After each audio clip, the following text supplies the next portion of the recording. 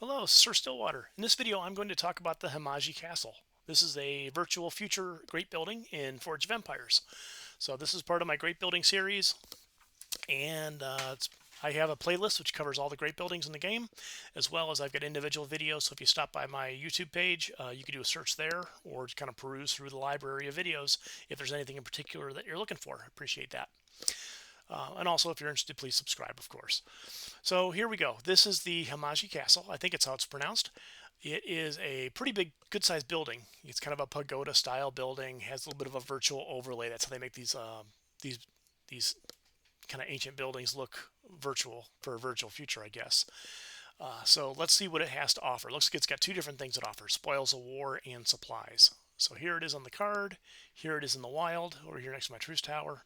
Pretty good sized building. It will block the view of buildings behind it because it is pretty tall. That's why I've got it tucked back in the corner. So let's jump over and take a look at some details about it. Over here at forgeofempires.fandom.com/wiki. Great resource, no affiliation. I'll have a link to this page down in the notes below if you're interested in going right to it. And you can see any other great buildings you want to see there as well. It's just a great resource. I really like it. Like I said, no affiliation, just sharing the credit where it's due.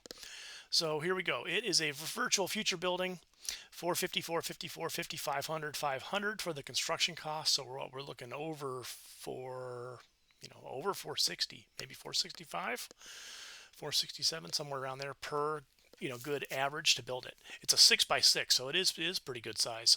I didn't realize it was that big, but that's substantial. That's 36 squares to build this. The connection to road is required, of course it is. And then properties, it's supply production, which is the 24-hour collection, and then spoils of war, which is something kind of unique to this building because it's kind of neat. Some of these buildings have something unique to them. So what is spoils of war? First off, what's it cost to place this? And then we'll jump up there and talk about that. So requirements are going to be 90. Yeah, because we went up to the virtual era, the cost to place, the cost to level 1 is increased because we know Oceanic, they were at 80, now they're at 90. So it's going to cost you 90 FPs to get this thing out of the sticks and mud. Spoils of war, you have a 4 times 7% chance at getting a spoil of a war from winning a battle. We'll talk about that in just a second. And then you get 102,500 supplies.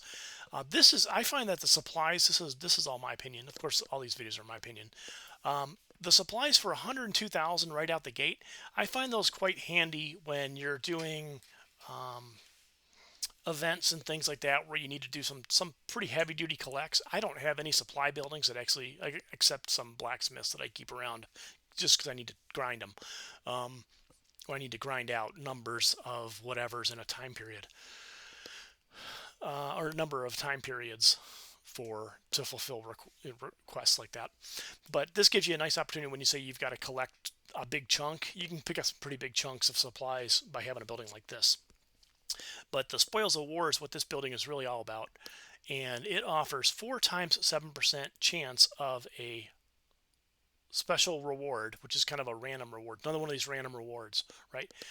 Where most of the battles in the game, too. So GE, Guild versus Guild, which is gone. Guild Battlegrounds, neighborhood battles, PvP, quest battles, and the daily challenges. However, winning battles in the ancient Egypt settlement won't reward spoils of war. That's interesting. And spoils of war chance capped at 50% in 10 attempts, while the supply rises indefinitely.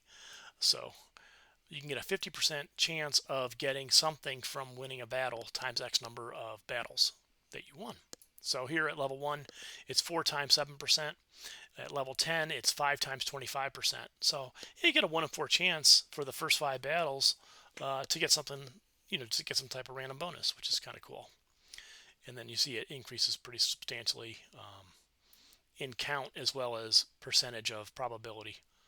So what you get up here to level, let's see what a level 100 looks like. Okay, so level 100, you get for the 10 wins, you've got almost a 50% chance of getting some type of random reward, which is pretty cool. So what is rewarded? So here's kind of in the random reward section down here. You have an opportunity to get some goods, some FPs, which is kind of interesting because sometimes you don't see FPs as rewards. And then diamonds, which is really kind of why a lot of people build this building here, is it's one of the opportunities to be a diamond producer. And then of course there's some rogues. You can pick up some rogues, and then you get a selection kit, which is going to give you rogue hideouts or rogue hideout shrink kits. So which are rare. Oh, it's like a 20, yeah, it's like 20 rogues or a rogue hideout or a rogue shrink kit. So, and then they kind of here on the wiki they kind of show you some probabilities for getting those. So, but that's it. That's what the Himeji, I think, is how it's pronounced. I'm not sure, but that's what it has to offer. What are your thoughts of this? Would you build it? It's a big chunk of real estate. It gives you some opportunity. Is it worth that type of land for that? I mean, I'm building all the great buildings, so I have it, of course, and I build it early, and it's kind of cool when it comes in with a reward. It's kind of a nice little surprise, if you will. So, questions, comments, suggestions, please leave them below. If you like it, please consider a thumbs up. If you don't like it, please consider a thumbs down. It helps me know if I'm kind of hitting the mark or missing the mark. And I appreciate you. I appreciate you taking the time to watch this, and I hope you have a great day. Okay.